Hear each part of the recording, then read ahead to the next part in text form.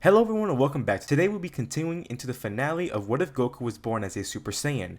If you haven't seen part 15, there's a title card where you can go check it out and see what happened in the last part, but we'll be going into the Ultimate Rivalry arc. For those who are interested, I own a Discord server for anyone who wants to join and talk more about Dragon Ball with me and other viewers. Maybe give out some of your own ideas of what ifs, and maybe in the future, I could do them. Check in the link in the description down below. So today's question of the video is from Red Trex. I'm sorry, I don't think I could pronounce it fully well. But his question is, who from Dragon Ball do you think you would have the most fun hanging out with? Now, originally what I was gonna say when I think through this answer was either DBS Broly or Goku, as they're kind of like my top two favorite characters.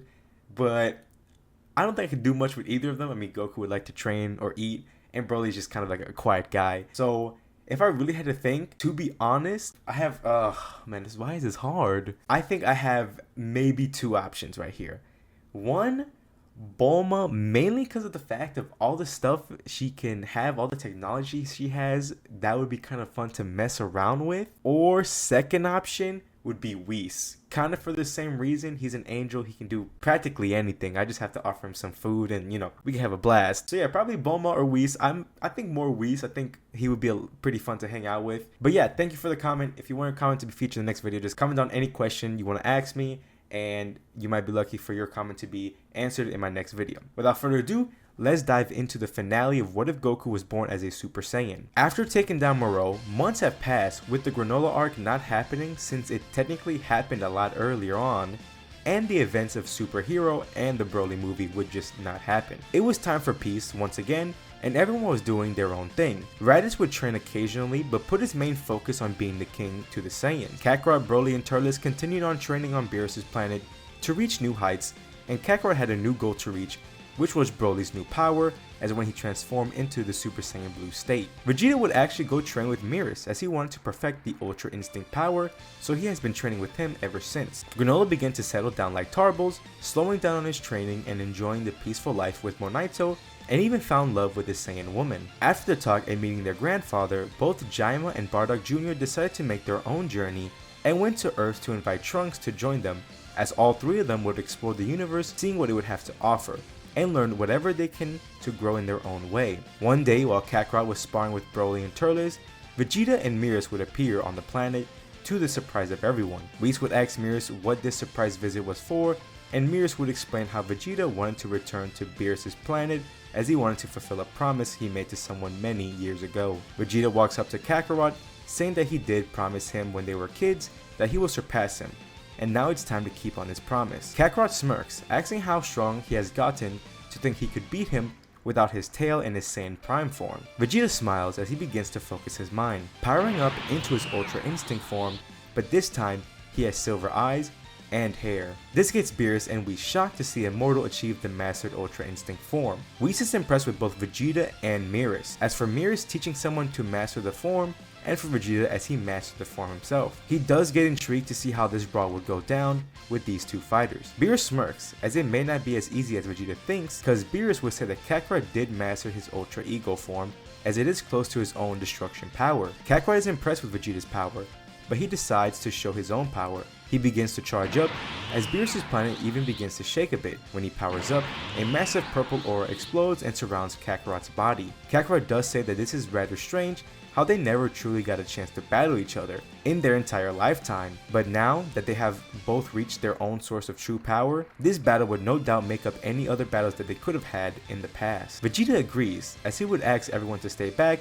as this battle would no doubt cause major destruction. Whis would gather everyone and use a force field to protect them from any damage. Beerus is excited to see this battle, but kinda jealous how he wouldn't be a part of it, but also yells at the two Saiyans that they better not cause too much destruction or he will destroy them. Whis would just laugh, saying that he could revert any damage caused by them later, and they should just enjoy this battle that would no doubt be exciting for all of them. They both would take their stance, staring at each other, both smirking, as if they were waiting for this fight their entire life. 1 second, they are pretty far from each other, but in less than a second, the first clash is heard. The clash is felt all over Beerus' planet, reaching the depths of space, with even the spectators feeling a little rumble, which puts a shocked face on Beerus. Clashes are even then seen all over throughout the planet, and they are quick and powerful, creating massive pressure waves, and with the speed of the battle, many begin to form all over. Charles and Broly are amazed with the power of each clash, but they are moving so rapidly that even they cannot see what is happening. Whis would point out that only one of them are creating those pressure waves, which shocks them even more. Between Kakarot and Vegeta,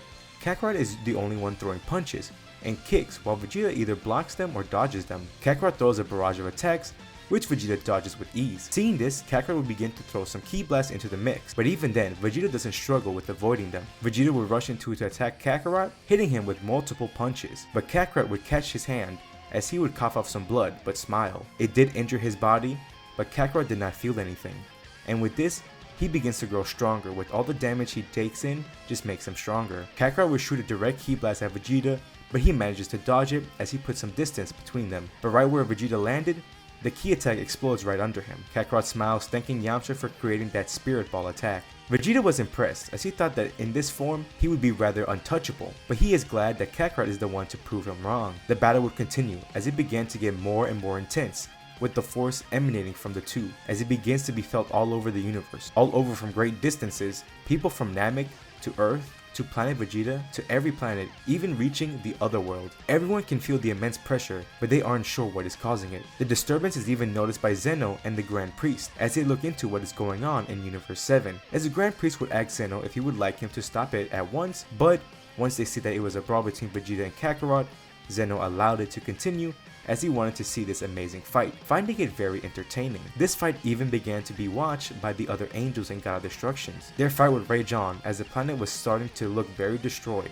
as neither Kakarot nor Vegeta are holding back. They fly around using the whole planet as their battlefield, and even then, the destruction caused by the two was still so much. The only area that was untouched was Beerus' little treehouse. The key attacks began to be used a lot more by Kakarot, and Vegeta would even shoot some of his own. Many struggles were created, but they always ended up as stalemates and only caused massive explosions. Vegeta was the main one landing his attacks, with Kakarot only being able to hit a few times, but the more Vegeta hurts Kakarot, the stronger he gets, and the more he is able to hit Vegeta. They would bring their fight close to space, as they would go all out, not having to worry about destroying anything. Kakarot stated how he wanted to fight Vegeta for a long time, after he made that promise that he would beat him and obtain the Super Saiyan form. Vegeta laughed, saying that he didn't need that transformation as he ended up finding something even better for himself. He does state that even though it looked like he made that promise to take over the throne, he reveals that he made that promise because ever since Kakarot was born as a Super Saiyan, that gave him motivation to grow stronger ever since, and found that his rival would be him once they both grow up. Now with everything out of the way,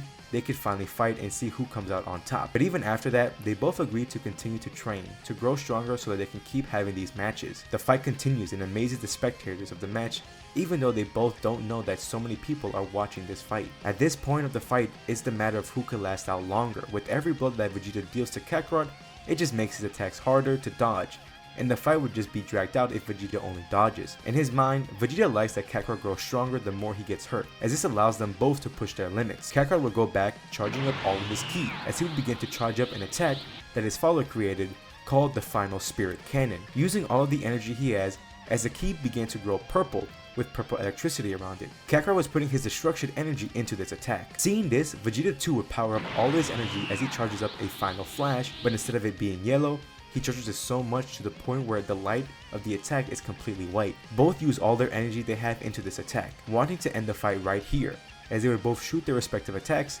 full force, and when their blast connects, a massive bright light is created that can be seen from space. Even at other planets, it can be seen. In space, it begins to rumble with the amount of energy that is being exerted from the two. It got to the point where we stepped in and then dispersed the two attacks, as it had a good chance of it destroying many nearby planets and even Beerus' planet. They didn't know what happened, because their attacks just disappeared in front of them, but they both rushed at each other, as they would both connect their punches to each other's faces at the same time, and at that moment they both lose their transformation, going back into their base, and they would begin to fall and eventually crash onto the floor on Beerus' planet, as they were both completely knocked out. Whis and Beerus would go up to both, being impressed by the two, as Whis says it is a shame that no victor did come out of this fight, but he would look over to Beerus, saying if he doesn't go back to training soon, they both might easily be able to surpass him in power, and maybe even take his place as God of Destruction. And this would put a worried look at Beerus, while Whis would just laugh.